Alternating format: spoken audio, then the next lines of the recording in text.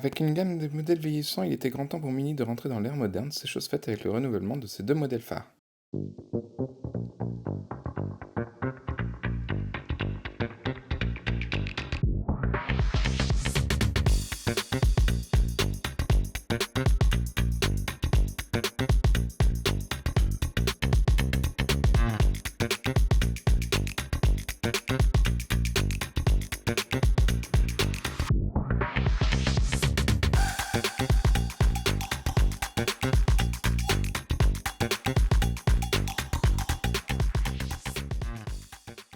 Bonjour à tous et bienvenue sur une nouvelle chaîne, moi c'est Florent et aujourd'hui je vous emmène à la découverte du tout nouveau Countryman pour sa version la plus énervée, la version John Cooper Works.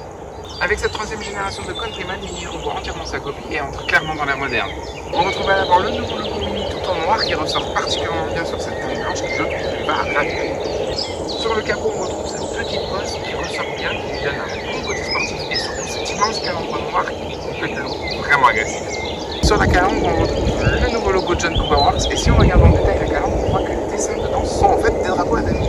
Dessin qu'on retrouve également dans les ouïes d'aération sur le côté avec ce petit insert rouge qui complète le look sportif. Déjà amorcé sur la génération précédente, le dessin des feux devient un peu plus anguleux tout en gardant le côté arrondi. Sur le côté, on retrouve de magnifiques jambes de 20 pouces qui rappellent encore le dessin du drapeau à damier. On a le logo John Cooper Works au milieu et surtout les étriers de frein rouges. Les poignées de porte lisses sont les poignées qu'on retrouve sur toutes les dernières BMW. On a ce magnifique toit noir qui lui va parfaitement bien et on a ici ce petit insert qui vient descendre, il peut être de couleurs selon les configurations et on a le John Cooper Works. C'est vraiment pour moi à l'arrivée que le nouveau Countryman est le plus réussi et surtout le plus moderne. Sur la malle arrière, on a évidemment le gros logo Mini et l'appellation Countryman en noir qui s'affiche en grand fièrement sur l'arrière, c'est vraiment très joli, ça ressemble encore bien sur le blanc et on a le petit logo John Cooper Works. On a également un beau béquet assez profond qui ressort bien et qui encadre la lunette. C'est très très joli.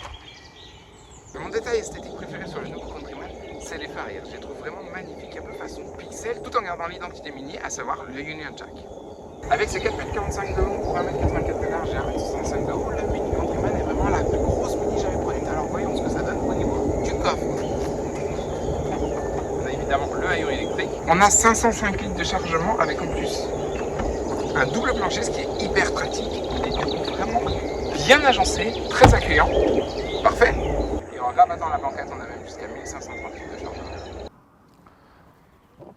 Au niveau du coffre, clairement, le Countryman mérite amplement le titre de SUV familial. Pour déplacer les 1735 kg de la bête, le Mini Countryman John Cooper Works est équipé du 4 cylindres 2 litres de 300 chevaux avec un 0 à 100 en 5 secondes 4 et une vitesse maximale de 250 km/h. Franchement, c'est plutôt pas mal pour un SUV familial. Bon, du coup, vu que tout a changé à l'extérieur, voyons voir maintenant à l'intérieur.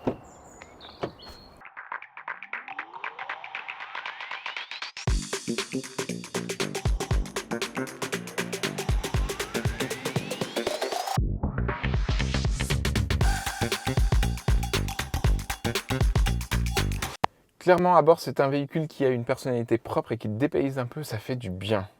On a évidemment un magnifique volant un peu épais qui tient parfaitement en main. Il n'est pas trop grand, pas trop petit. Ce qui est très original sur le volant, c'est ce bandeau en tissu en troisième branche. Je trouve ça vraiment sympa, avec le petit John Cooper Works ici.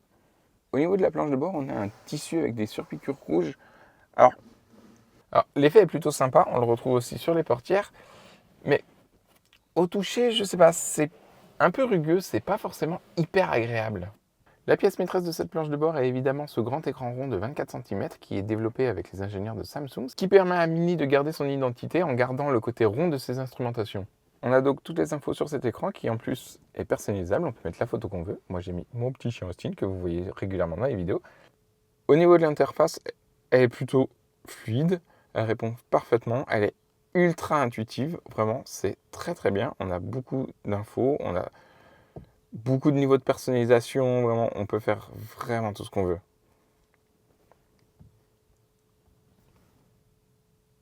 On a évidemment Apple CarPlay sans fil et Android Auto sans fil également. Avec le bouton qui est là, on peut passer d'une expérience à l'autre. Alors on a différentes. Le mode go-kart, c'est vraiment le mode le plus sportif. Personnellement, c'est mon préféré. C'est là qu'on a le bruit. C'est très très fun. L'affichage derrière le volant a disparu au profit d'un affichage tête haute qui est projeté sur ce petit écran. Juste ici, on a un chargeur à induction avec des petits rangements. Et ici, on a le plus gros rangement, qui est franchement mini. Parce que la coudoir qui est là, il bouge en avant, en arrière, mais il s'ouvre pas. Mon petit détail de design préféré à l'intérieur de la Mini, c'est le pédalier. Avec cet accélérateur en forme de planche de charge, je le trouve super cool. J'aime beaucoup aussi le dessin des sièges, que je trouve vraiment très sympa avec ces appuis-têtes, même s'ils ne sont pas réglables. Bon, par contre, le réglage des sièges manuel, dans une voiture à ce prix-là, bon, c'est un peu dommage. À l'arrière, on a énormément de place, on est vraiment très très bien installé. Franchement, c'est nickel.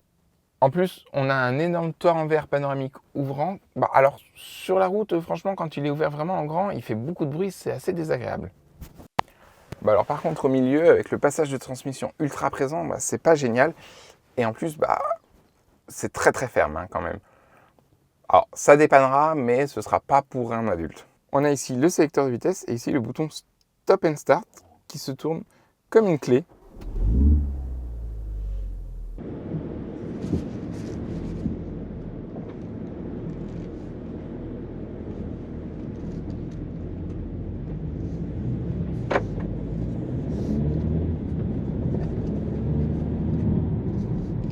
Dans les réglages qu'on a, là par défaut, le Countryman démarre en mode Core, donc ce qui est plutôt un mode assez sportif, mais c'est pas le plus dynamique. Dans les virages, on a vraiment une très bonne direction, elle est ultra précise, du coup le Countryman se comporte parfaitement, c'est ultra agréable à conduire. Mais là où le Countryman est vraiment fun, c'est quand on passe en mode go-kart. Et là, déjà au niveau du son, ça fait plus la même. Alors on a moins d'assistance, donc il faut être un peu plus concentré, mais franchement, c'est beaucoup plus joueur.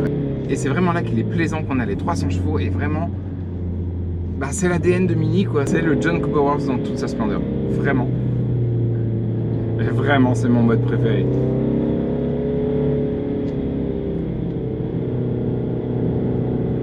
Et ce son!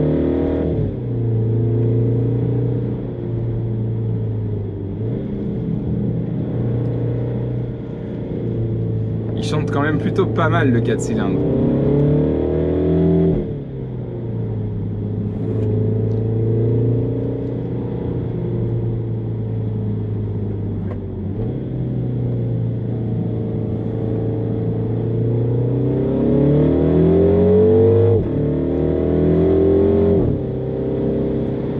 La boîte est peut-être un peu lente quand même.